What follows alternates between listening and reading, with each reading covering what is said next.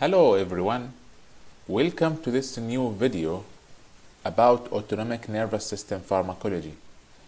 This will be the last video of a series that talking about different drugs that are working on sympathetic and parasympathetic nervous system.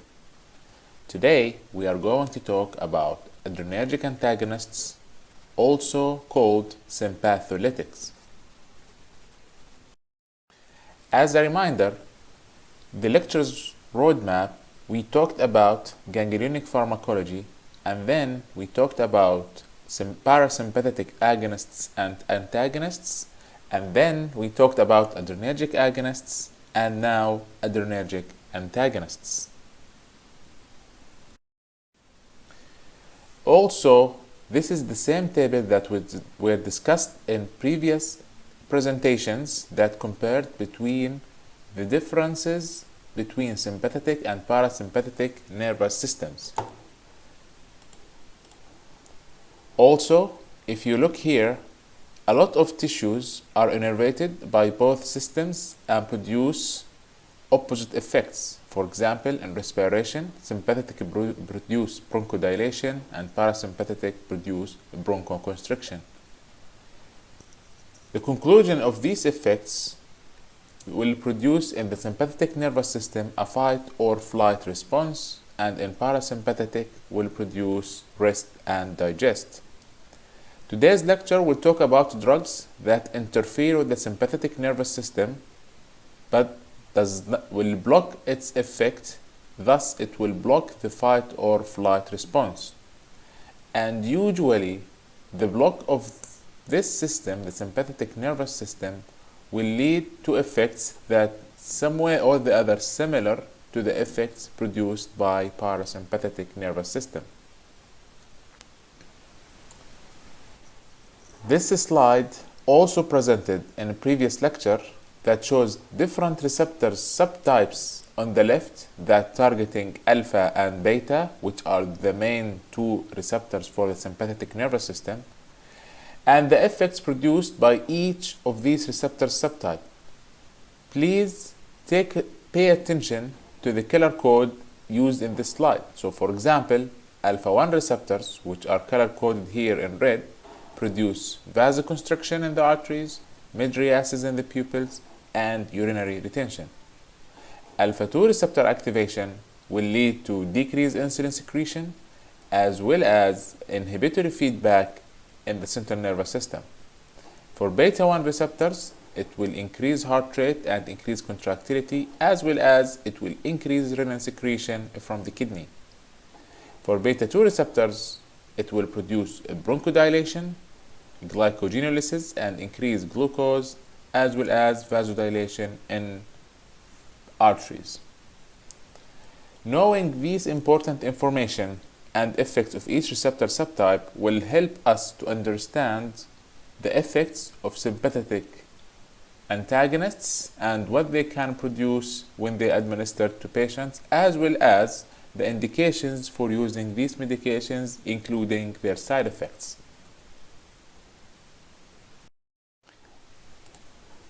Adrenoreceptor antagonists are classified into either alpha blockers or beta blockers. Alpha blockers in turn are classified into selective alpha-1 blockers, selective alpha-2 blockers, or non-selective. For the non-selective, they can be classified into either reversible or irreversible or non-reversible. Beta blockers also classified depending on the target of the receptor subtype, so can be classified into beta-1 selective antagonist, beta-2 selective antagonist, or there is a group of drugs that are non-selective, so they are non-selective beta blockers. Let's start with the first one, which is alpha blockers. And the first subtype of alpha blockers is alpha-1 selective antagonists. So because they are targeting alpha-1, and alpha-1 is targeting the arteries producing vasoconstriction, the eye produces mydriasis, and the urinary bladder producing urinary retention. So alpha blockers will target alpha-1 located in these different tissues and block their effect. So you can expect they will produce vasodilation, they will produce meiosis, and they will enhance urination. Examples of these medications include prazosin, tamsulosin, and alfuzosin. If you look carefully, all of these drugs are ending with this suffix ocene, and that indicates an alpha-1 receptor antagonist. If you want to look at the pharmacology of these drugs, one of the main advantages and reasons for using these medications, that we will come to them later, is urinary retention or inability to urinate. Those patients who cannot urinate due to an enlarged prostate, such as we see here in this graph, so a very good drugs that can be given to these patients is one of these medications, alpha-1 selective antagonists, because they will contract the smooth muscles of the bladder, and more importantly, they will relax the smooth muscles at the sphincter right here where the prostate is enlarged and pressing on the urethra or in the sphincter, and they will help the patient to urinate. These medications produce less cardiac stimulation than non-selective alpha antagonists. Prazosin as a prototype will produce, as we mentioned in the previous slide, vasodilation. And we expect that a reflex tachycardia will happen to these patients, and that may affect the heart. But clinically, this is not happening for patients who take this class, and that can be related to the fact that they will also vasodilate the veins, and thus they will decrease what is called the preload on the heart, and the heart will not have to pump a lot of blood of its ventricles, and that will help not to increase the heart rate.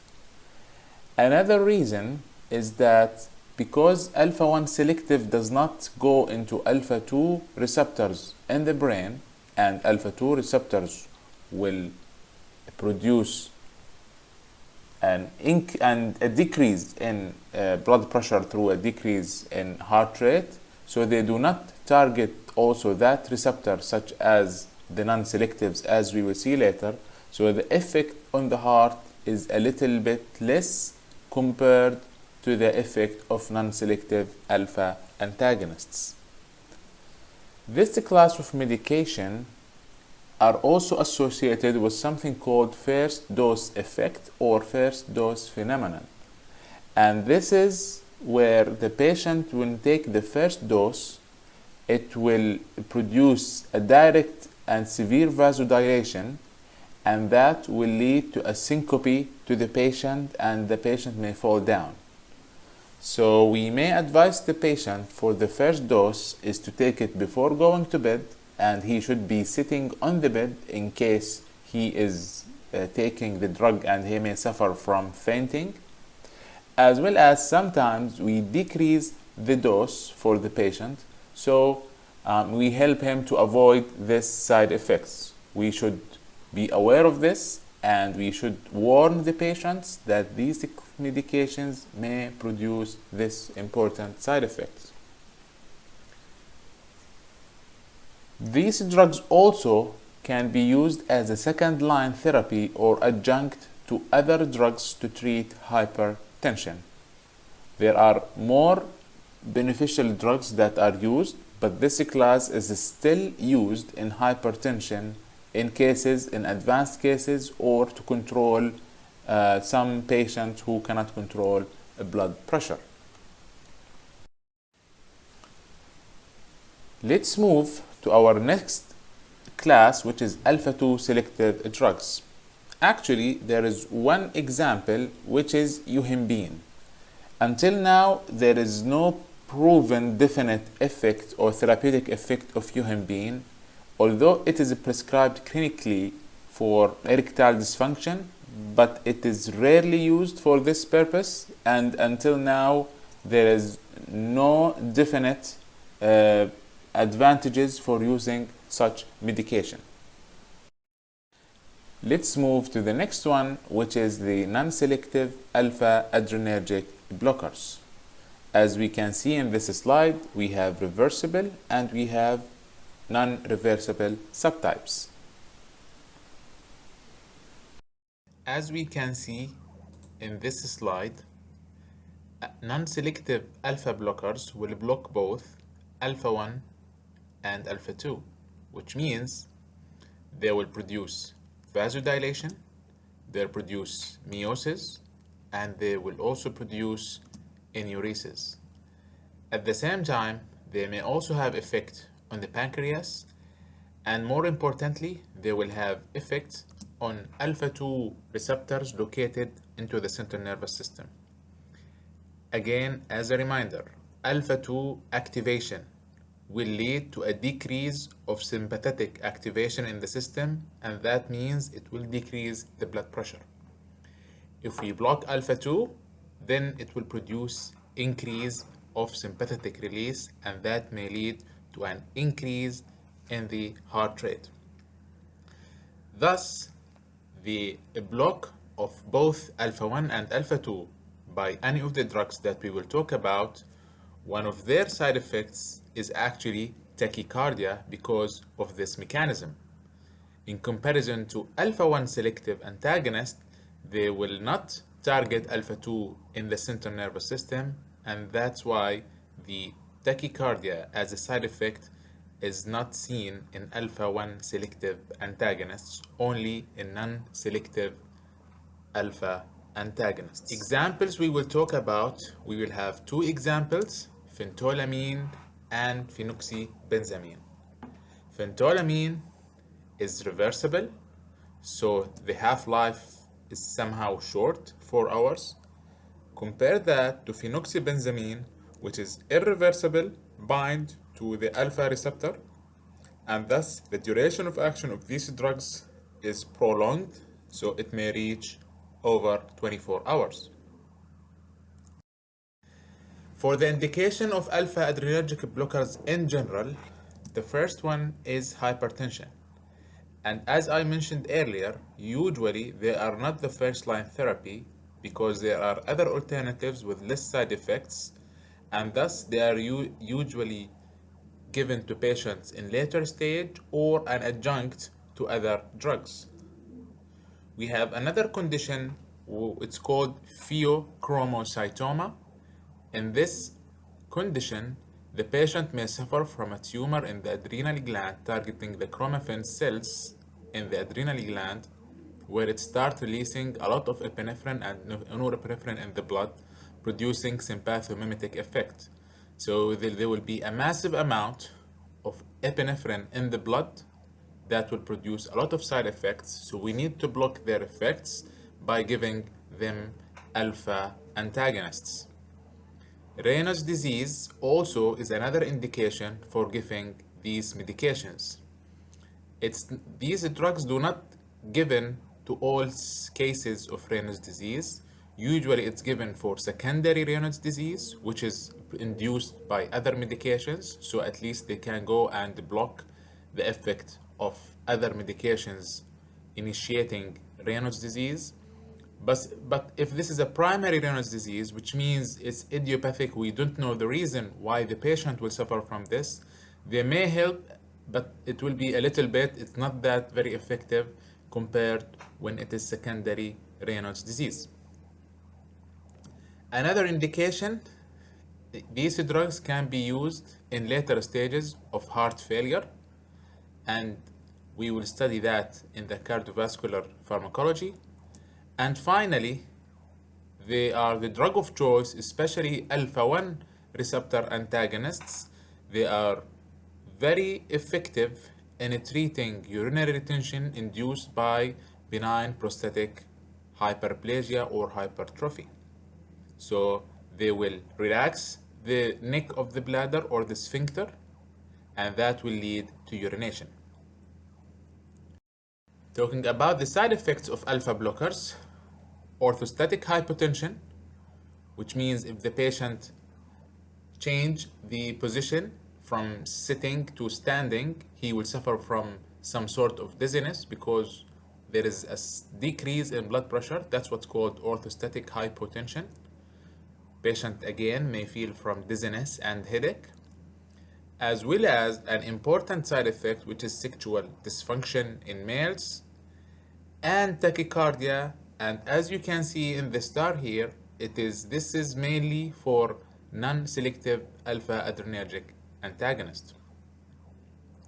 And finally, because the alpha-1 receptors are targeted, so they may produce stiffness or nasal congestion in patients who are taking these medications.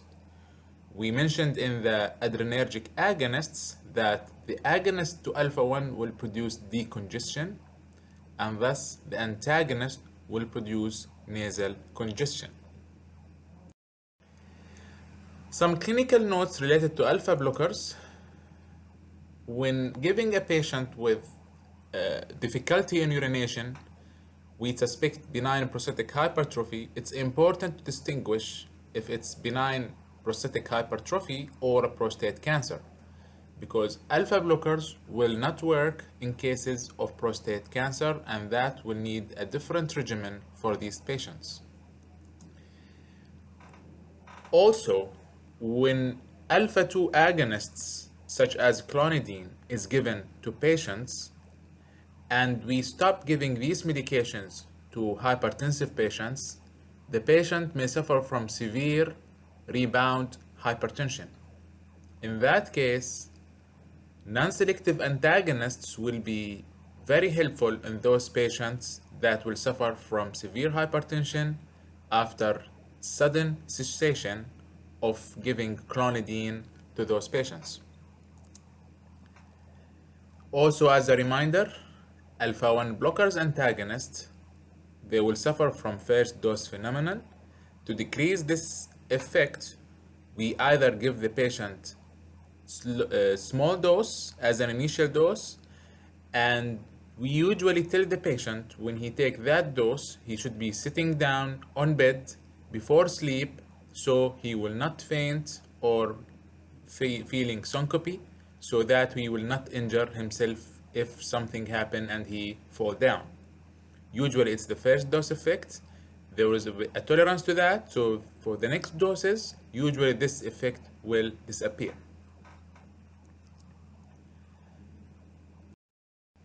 Now, I will leave you with this slide to think about it and the effect of alpha antagonist when it's given prior to epinephrine.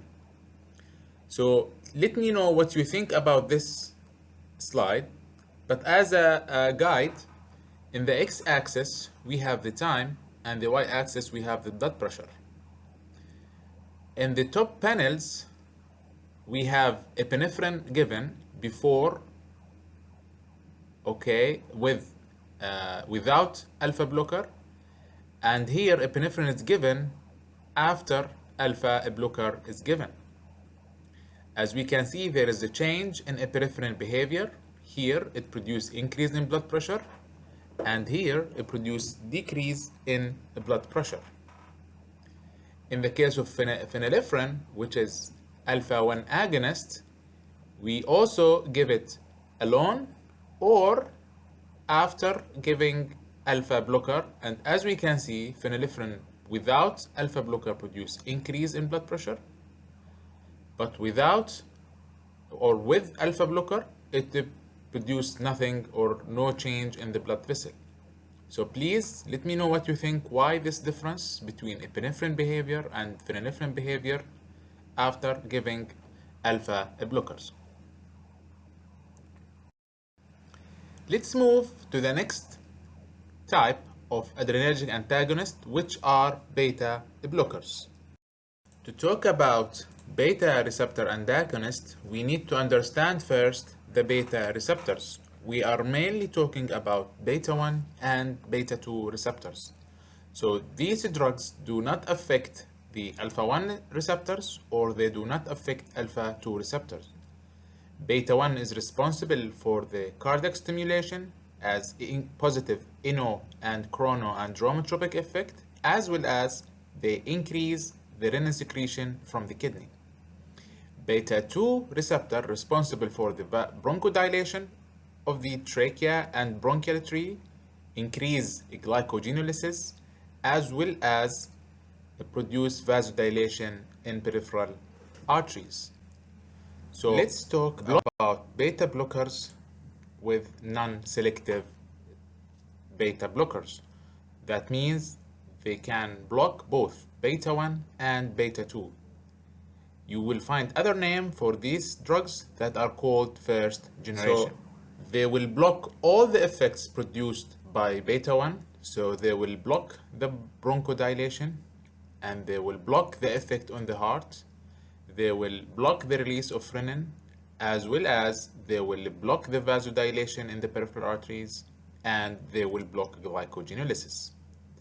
So you will start to think about some indications and some side effects that may be associated with using these medications. For example, you will start to think about that the effect on liver may affect the level of glucose in the blood, and giving these drugs to diabetic patients will produce some change in the glucose concentration, and that may interfere with the medications taken for diabetes. So examples of non-selective beta blockers include propranolol and nadolol, pindolol, and timolol. Propranolol is the prototype of these medications.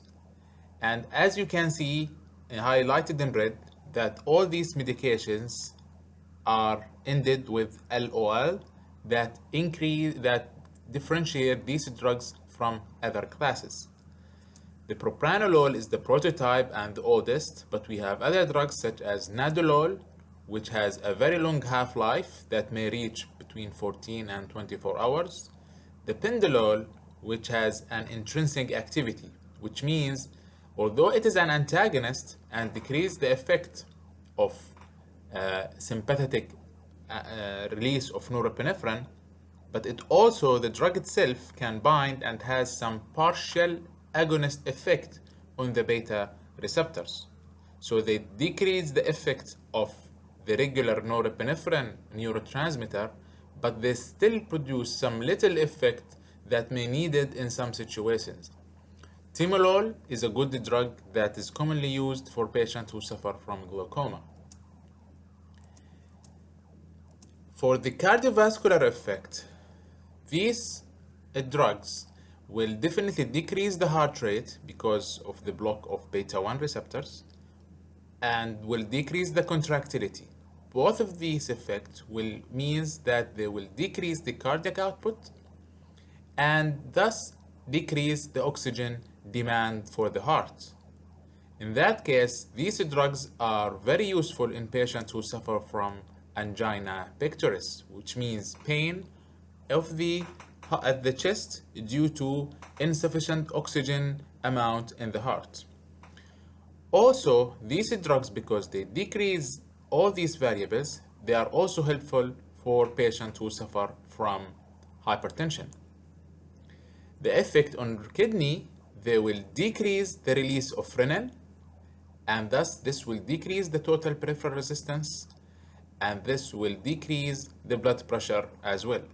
So as you can see, these drugs are important in treating blood pressure through multiple mechanisms, as well as they are helpful also to treat patients with angina pectoris.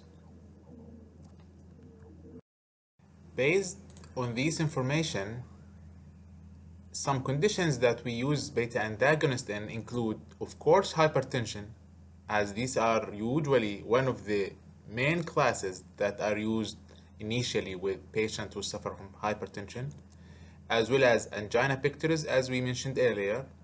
Also, sometimes they are good after the hemodynamic situation will stable after myocardial infarction. These drugs could help to decrease the oxygen demand for the heart after myocardial infarction. Other indications also include sometimes people who suffer from tremor, especially before the exams. Some people may suffer from tremor, and giving them propranolol will decrease the blood flow towards skeletal muscles, and that is effective in decreasing tremor on those patients. Also, it can be very helpful to give propranolol before as a prophylactic measure for people who suffer from migraine. And as I mentioned earlier, timolol is a good drug to treat people with glaucoma. Some side effects associated with beta blockers non-selective. Of course, people who suffer from respiratory problems such as COPD or asthma, we don't prefer to use non-selective beta blockers because that will aggravate this situation. A common side effect as well is sexual dysfunction in males. And upon the cessation or stop giving these drugs, the patient may suffer from sort of arrhythmias. For that's why these drugs are usually tapered when we stop giving them for patients. And because they may interfere with the metabolic pathway in the system, especially the glycogenolysis, they may produce a decrease in glucose levels, and this will be sometimes dangerous in patients who already suffer from diabetes. Let's move to the next class of these drugs, which are beta-1 selective antagonists. These drugs are also called in a lot of references as cardioselective, which means they are targeting only beta-1 that are located in the heart without affecting other receptor subtypes such as beta-2. Although this is true at small doses, but we should remember that this is not really true when we are talking about longer duration, giving these drugs, or giving them at high doses. The indications of these medications is hypertension, people who suffer from increase in blood pressure, as well as people with angina pectoris. Examples include atenolol, metoprolol, ismolol, nabivolol, acebutolol. Metoprolol is also indicated in patients who suffer from heart failure. Among this class, this is the only drug that is indicated in those patients. Acebutolol, also similar to pendolol, has intrinsic sympathomimetic activity, so they will produce partial agonistic effect on the beta-1 receptors. Now there is another class that has multiple mechanism of action, which is non-selective beta blockers targeting both beta-1 and beta-2, as well as they have antagonistic effect on alpha-1 selective receptors. And this drug, as example of it, are carvedilol and labetalol. Carvedilol, similar to metoprolol, is good for patients who suffer from heart failure as well. These drugs will have higher risk in comparison to other beta blockers in producing orthostatic hypotension, because now they are targeting the alpha-1 receptor, which also produce peripheral vasodilation, and thus orthostatic hypotension will be side effects for this patient that they should be worried about. One last information before we leave this lecture. Some clinical notes related to beta blockers. Upon stopping giving these medications to patients, we should expect a withdrawal symptoms that will appear as hypertension, which is the opposite of their effect. So it's always advised that when stopping these medications to patients, we should taper the dose, which means decreasing the dose slowly and slowly over 2 weeks period to avoid this withdrawal symptoms.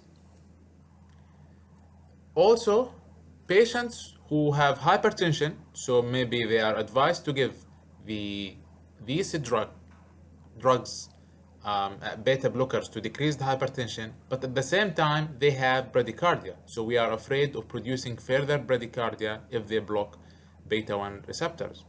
So in this case, drugs with intrinsic sympathomimetic activity is advised to be given for these patients, and we already mentioned two examples. The cardioselectivity, it will be lost upon chronic or high doses of these drugs, even if they target only beta receptors. So we should be also aware of the patient's condition regarding the respiratory system or the bronchospasm associated with asthma or COPD, and we should follow up with them so they will not suffer from side effects related to losing the cardioselectivity.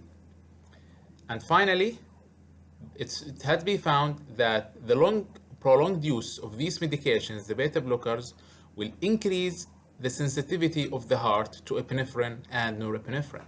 And that should be expected because the prolonged use will produce receptor upregulation, and if the patient will take epinephrine or norepinephrine for some reason or the other, we should expect that the effect will be maximized because increasing number of receptors. This is the end of this lecture. Thank you so much. Please let me know your questions, and this is the end of the autonomic nervous system pharmacology.